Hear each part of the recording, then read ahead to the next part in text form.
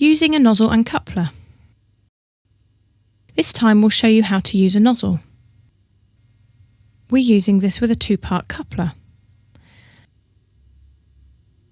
Snip the end of the bag and drop the inner half of the coupler inside.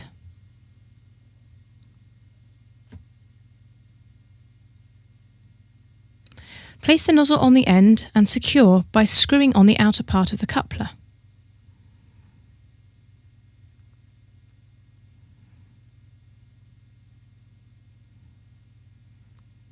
Open your bag and hold it with one hand close to the nozzle. Force the icing down into the bag and then fold the bag up again.